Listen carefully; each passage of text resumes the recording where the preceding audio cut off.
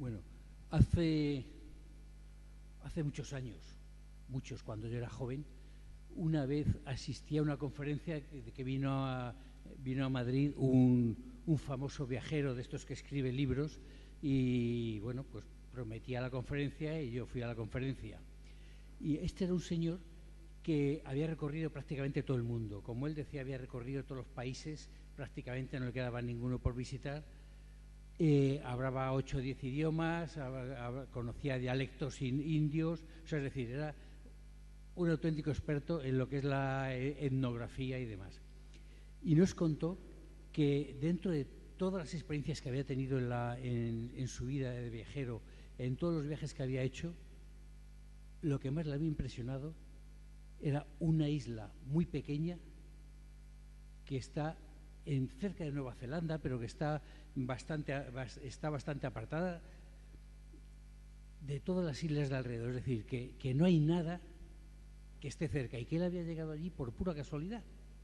Y que esta isla, además de ser pequeña, tenía una característica muy, muy concreta, que era lo que le había llamado la atención, como he dicho.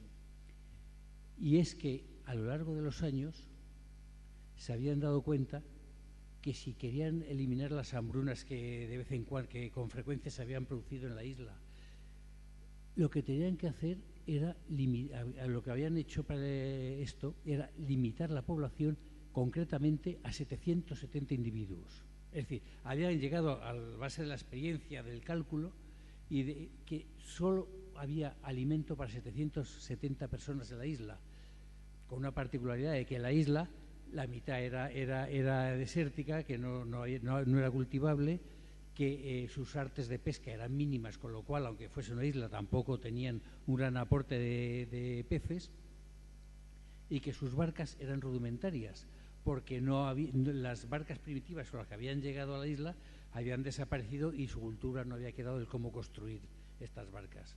Con lo cual, de hecho, había sucedido esto que habíamos dicho, que como se producían hambrunas repetidas en la isla, los ancianos habían llegado a esta conclusión. Y desde muchos siglos esta situación les estaba dando resultados, es decir, que la isla habían comprobado que tenía y que producía alimento para 770 personas concretas. Entonces, el problema era cómo limitar la población, porque por ley natural normalmente el número de nacimientos es superior al número de funciones, salvo algún caso extremo. Una cosa que, bueno, ahora lo contaré después. Entonces, ¿qué hicieron? Pues claro, si la población aumenta por encima, había que intentar suprimir el excedente de población. Y en un principio, lo que hicieron el grupo de ancianos era que, claro, pues los más ancianos, los más mayores, pues esos iban muriendo, o sea, se les mataba. Pero claro, llegaron un momento en que los ancianos, precisamente, que eran los que era el Consejo de Ancianos, dijeron que eso no era justo y que entonces lo que había que hacer era echarlo a sorteo.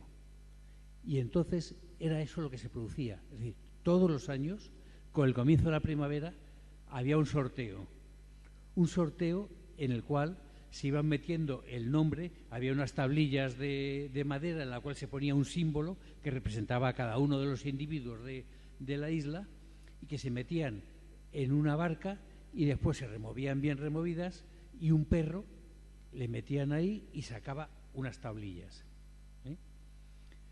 Y las tablillas correspondientes que sacase el perro, esos eran las personas que tenían que eliminarse de la isla. Esta isla tenía una particularidad muy, muy concreta. Primero, no había médico, no había hechicero que curase enfermedades, porque claro, es absurdo, en un pueblo donde sobran habitantes no va a haber nadie que los cure, además no los curaría o procuraría matarlos, con lo cual nadie se fiaba desde hace muchos años del posible curandero, con lo cual no existía. Después sí que había asesinatos, porque claro, si había un muerto, la probabilidad que tenía uno de vivir era mayor, pero ¿qué pasaba? Que el asesinato estaba penado como en cualquier otra sociedad, con lo cual tampoco había muchos asesinatos porque era fácil localizar al asesino. Entonces, esta era una situación un poco compleja y que se daba.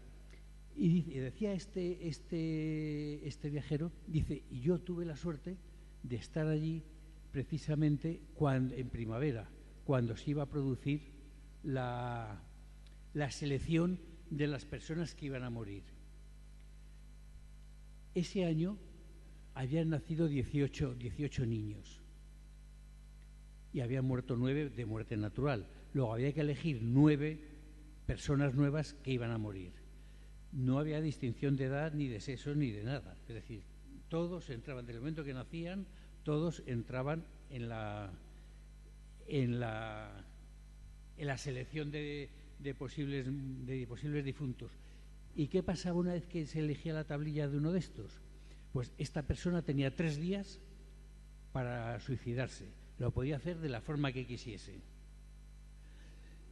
Y nos decía, bueno, ahí se daban casos tremendos, porque había algunos que de pronto huían a sitios recónditos de la selva, pero de la isla, pero daba lo mismo, porque ahí iban todos a cazarle y le cazaban, o sea, y le mataban, o sea, ese estaba sentenciado a muerte. Y después, otra cosa que no he dicho antes, claro, que una mujer embarazada era mal vista, porque era evidentemente un muerto más el año que viene, igual que las mujeres estériles estaban muy bien valoradas, por lo mismo, porque una mujer estéril no era un enemigo en potencia para la vida.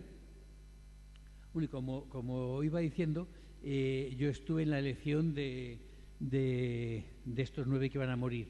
La verdad, decía este hombre, es lo más tétrico y lo más impresionante que me ha sucedido en la vida a lo largo de todos los viajes que he hecho en mi vida, porque era los 770 más 8 más 9 que iban a sobrar, que sobraban, o sea, 779 habitantes que había en un círculo ahí, bueno, en una explanada, esperando a ver de quién salía elegida y quién tenía que inmolarse.